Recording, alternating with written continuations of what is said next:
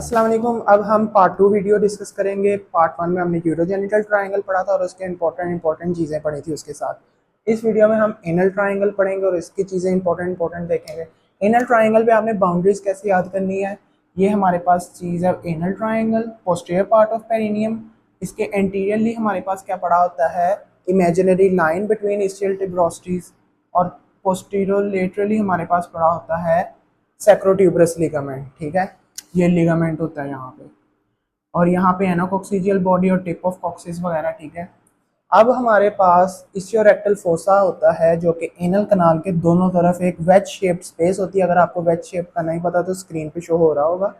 अब हम इस्चियोरेक्टल फोसा को देख लेते हैं। तो ये हमारे पास फ्लैश कार्ड है, ये ऑस्पी के लिए भी आ सकता है। ये हमारे पास रेक्टम है, ये एनल कनाल है, इसके आसपास एक स्पेस प्रेजेंट होती है जिसे हम इस्चियोरेक्टल फोसा कहते हैं।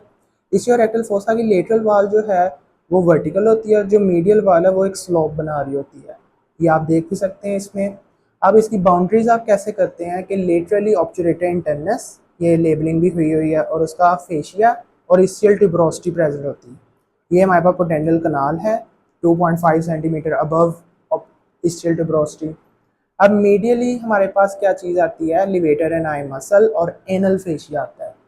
ठीक है, हमारे पास जो इसकी एपेक्स है, यहाँ पे आप देख सकते हैं कि एनल फेशिया और ऑब्चुरेटर फेशिया फ्यूज हो रहे हैं, और बेस हमारे पास स्किन है और सुपरफिशियल फेशिया है। एंटीरियर और पोस्टीरियर रिलेशंस हमें इस फ्लैश कार्ड में नहीं दिख रहे, लेकिन आप याद कर लें कि एंटीरियरली हमारे पास superficial deep transverse perineal muscles आते हैं और पोस्टीरियरली हमारे पास सैक्रोट्यूबरस लिगामेंट होता है जो कि ग्लूटियस मैक्सिमस से कवर होता है।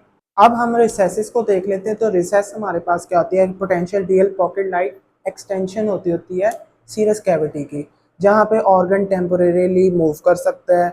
यहाँ इन्फेक्शन के टाइम यहाँ पे पस ब्लड या एसाइटिस जब हुआ हो तो पेरिटोनियम में जो रिसेसिस प्रेजेंट होती है वहाँ पे फ्लूइड एक्यूमुलेशन हो जाती है। तो अब इस्चियोरेक्टल फोसा में हमारे पास एक एंटीरियर रिसेस आती है, एक पोस्टीरियर रिसेस आती है। तो यहाँ पे जो अबव द इस्चियोरेक्टल फोसा की एक्सटेंशन है अबव द यूरोजेनिटल डायफ्राम, वो हमारे पास एंटीरियर रिसेस आती है। अब हम पोस्टीरियर रिसेस को देख लेते हैं। तो यहाँ पे हमारे पास फॉर एग्जांपल इसको हिप बोन कंसीडर करें, ये स्पाइन निकली हुई है इस्चियल स्पाइन, ये इस्चियल ट्यूबरोसिटी है। सैजिटल सेक्शन कर रहे हैं हम, ये सैक्रम बोन थी, यहाँ से एक लिगामेंट आया इस्चियल स्पाइन के साथ जुड़ा सैक्रो स्पाइनस लिगामेंट, और यहाँ से एक लिगामेंट आया सैक्रम से और इस्चियल ट्यूबरोसिटी के साथ जुड़ा सैक्रोट्यूबरस लिगामेंट। अब इसके दरमियान एक पोस्टीरियर एक्सटेंशन आती है इस्चियोरेक्टल फोसा की, जिसको हम कहते हैं पोस्टीरियर रिसेस ऑफ इस्चियोरेक्टल फोसा।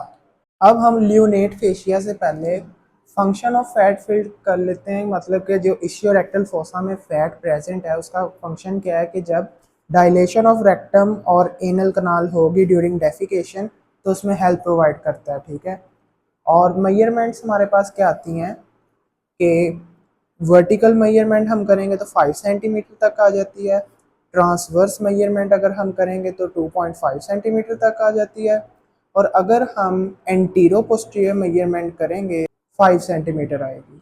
क्योंकि ये 2D है तो 3D में अगर हम एंटीरियर पोस्टीरियर करेंगे तो वो हमारे पास 5 सेंटीमीटर आएगी। अब हम ल्यूनेट फेशिया को देख लेते हैं। तो ये एक आर्च्ड फेशिया है इन द इस्चियोरेक्टल फोसा, और ये पेरियोस्टियम ऑफ ischial tuberosity से स्टार्ट होता है। ये एक क्रीसेंट शेप थिकनिंग होती है ऑब्चुरेटर फेशिया की। ठीक है, और ये मीडियल वाल ऑफ पोडेंडल कनाल बनाती है। जो लेटरल वाल ऑफ पोडेंडल कनाल है वो हमारे पास ischial tuberosity और ऑब्चुरेटर इंटरनस मसल के फेशिया बनाता होता है। ये एपेक्स पे हमारे पास जहाँ पे ऑब्चुरेटर फेशिया और एनल फेशिया दोनों फ्यूज कर रहे थे वहाँ से गुजरेगी, और साथ साथ चलती चलती यहाँ पे एक वाइट लाइन ऑफ हिल्टन आती है, इस लेवल पे आके वो साथ साथ चलती जाएगी। ठीक है, ये ऐसे इसका कोर्स आ रहा होता है। ये ल्यूनेट फेशिया का कोर्स आ रहा है।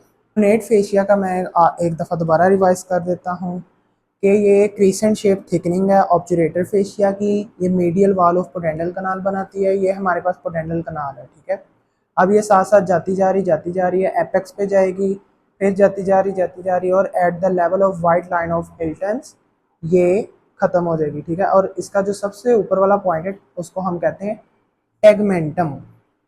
Summit of this fascia is known as tegmentum. अब हमारे पास पोडेंडल कनाल क्या है, जिसको हम आलकोक्स कनाल भी कहते हैं। ये एक फेशियल टनल होती है लेटरल वॉल ऑफ इशियोरेक्टल फोसा पे। यहाँ पे मैंने आपको इशियोरेक्टल फोसा बताया था, यहाँ पे पोडेंडल कनाल बता दी। और फ्लैश कार्ड पे अगर मैं आपको दिखाऊं तो ये हमारे पास इशियोरेक्टल फोसा सारा था। ये लेटरल वॉल ऑफ इशियोरेक्टल फोसा पे इशियल ट्यूबरोसिस से 2.5 सेंटीमीटर ऊपर पोडेंडल कनाल आ जाती है। यहाँ पे ज़्यादा क्लियर है। ये इशियल ट्यूबरोसिटी 2.5 सेंटीमीटर ऊपर पोडेंडल कनाल, यहाँ पे इंटरनल पोडेंडल वेसल्स और पोडेंडल नर्व्स वगैरह गुजर रही होती हैं। पोडेंडल कनाल हमारे पास आइदर स्प्लिटिंग ऑफ ऑब्चुरेटर फेशिया जो है वो आसपास से टूट गया है, या सेपरेशन ऑफ लियोनेटर ऑब्चुरेटर फेशिया से बनता है, या स्प्लिटिंग ऑफ पेरिएनल फेशिया। ठीक है, इससे भी नीचे हमारे पास एक स्पेस होती है पेरिएनल स्पेस, वहाँ भी पेरिएनल फेशिया आ रहा होता है। ठीक है, अब जो है एक्सटेंशन अगर आपसे पूछ लें वाइवा क्वेश्चन में, तो आप क्या कहेंगे कि लेसर शैटिक फोरामेन से स्टार्ट होता है potential canal, posterior limit of deep perineal space तक एक्सटेंड करता है। अब हमारे पास जो है वो कंटेंट्स इसके पूछ लिए जाएं तो internal potential vessels, potential nerve, दो ब्रांचेस हमारे पास आती हैं, dorsal nerve of पीनस in males and clitoris in females, और पेरिनियल नर्व।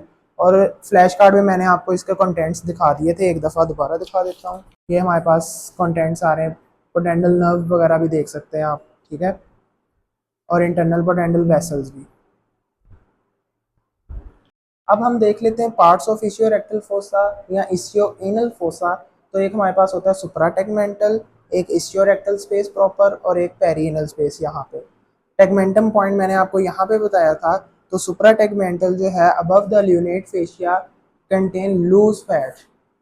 फिर हमारे पास इशियोरेक्टल स्पेस प्रॉपर आती है जो कि ल्यूनेट और पेरिएनल फेशिया के दरमियान आती है, और यहाँ पे फैट प्रेजेंट होता है लेकिन फाइब्रस टिश्यू के साथ।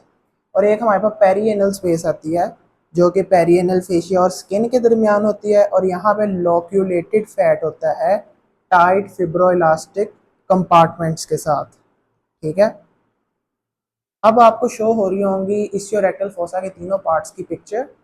अगर अब हमसे क्वेश्चन कर लिया जाए कि इशियोरेक्टल फोसा के कंटेंट्स क्या हैं, तो यहाँ पे हम क्या बताएंगे, फैट पैड होता है।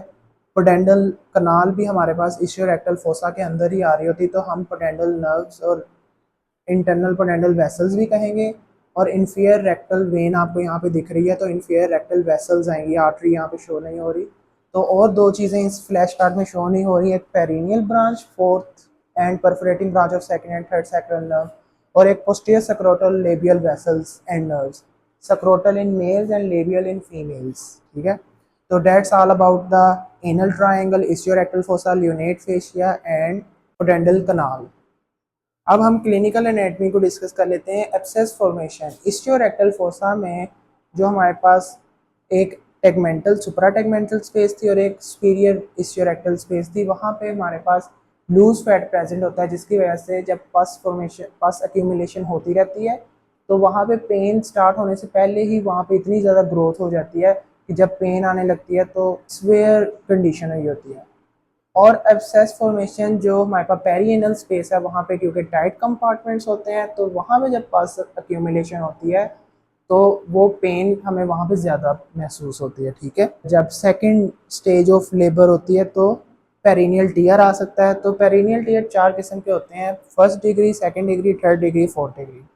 जो फर्स्ट डिग्री पेरिनियल टीयर होता है उसमें सिर्फ वेजाइनल म्यूकोजा और पेरिनियल स्किन को ही डैमेज आता है, मसल्स इन्वॉल्व नहीं होते, और उसमें मिनिमल ब्लीडिंग या थोड़ी सी पेन होती है, और सर्जरी के लिए सुचरिंग की ज़रूरत नहीं पड़ती, और अगर पड़ जाए तो सिर्फ छोटी सी हमें जो है वो ज़रूरत पड़ती है अगर ब्लीडिंग स्टॉप नहीं हो रही। जो सेकेंड डिग्री टीयर होता है वहाँ पे वेजाइनल म्यूकोजा, पेरिनियल स्किन और पेरिनियल मसल्स भी इन्वॉल्व हो जाते हैं। पेरिनियल मसल्स में बल्बोस्पॉन्जियोसिस, ट्रांसवर्स पेरिनियल मसल्स, लेकिन एनल स्फिंक्टर वाला कॉम्प्लेक्स इन्वॉल्व नहीं होता। यहाँ पे हमारे पास मॉडरेट पेन आ जाती है और ब्लीडिंग हो जाती है, और यहाँ पे सुचरिंग की ज़रूरत पड़ती है क्योंकि मसल्स भी थोड़े बहुत इन्वॉल्व हो गए। जो हमारे पास थर्ड डिग्री टीयर है उसमें हमारे पास एनल स्फिंक्टर कॉम्प्लेक्स भी इन्वॉल्व हो जाता है, मतलब कि अब जो थर्ड डिग्री है उसमें हमारे पास सिग्निफिकेंट पेन आती है, इनकॉन्टिनेंस रिस्क होता है, और इसमें केयरफुल रिपेयर चाहिए होता है एंटीबायोटिक्स या फिजियोथेरेपी भी देते होते हैं साथ में। जो फोर्थ डिग्री टीयर है उसमें vaginal mucosa, perineal skin, muscles, entire anal sphincter complex और रेक्टल म्यूकोसा जो कि मोस्ट सीवियर फॉर्म है, और इसमें पेन, ब्लीडिंग, फीकल इनकॉन्टिनेंस के रिस्क भी बन जाते हैं। और मैनेजमेंट इसकी ये है कि सर्जरी की जाएगी, एंटीबायोटिक्स दी जाएंगी, स्टूल सॉफ्टनेस दिए जाएंगे, लॉन्ग टर्म उसकी देखभाल की जाएगी। अब पेरिनियल टीयर से बचने के लिए हम एपिसियोटमी करते होते हैं। तो एपिसियोटमी की साइट आप देख सकते हैं, ये होती है जब सेकंड स्टेज ऑफ लेबर आती है, हेड ऑफ बेबी बाहर आता है, तो ये एपिसियोटमी करते होते हैं ताकि पेरिनियल टीयर ना हो। अब हम पोडेंडल नर्व ब्लॉक कब करते होते हैं, एनेस्थीसिया कब देते हैं, जब हम second stage of difficult labour, जब हेड ऑफ फीटस बाहर आ रहा हो बर्थ के दौरान, तो एपिसियोटमी भी करते होते हैं। एक ट्रांसवेजाइनल प्रोसीजर होता है, एक पेरिनियल प्रोसीजर होता है। जो ट्रांसवेजाइनल प्रोसीजर होता है, हमने क्या करना होता है, इशियल स्पाइन को लैंडमार्क समझ के इंडेक्स फिंगर इंसर्ट करनी होती है थ्रू वेजाइना, और इशियल स्पाइन को पालपेट करके हम फिर नीडल ऑफ सिरिंज डाल देते हैं, एस्थेटिक सॉल्यूशन को इंजेक्ट कर देते हैं और पोडेंडल नर्व ब्लॉक हो जाती है। तो जैसा कि मैंने आपको बताया था कि जो हमारे पास पोडेंडल कनाल होती है वो इशियल टिप्रोस्टी से 2.5 सेंटीमीटर ऊपर होती है, मतलब कि मोर डीप होती है। तो हम वहाँ पे फिर वहाँ तक नीडल इंसर्ट करके एस्थेटिक सॉल्यूशन डाल देते हैं और पोडेंडल नर्व ब्लॉक कर देते हैं। So that's all about part 2 perineum video. If you like this video, then like, share and subscribe. Share more and more with your friends. Thank you so much.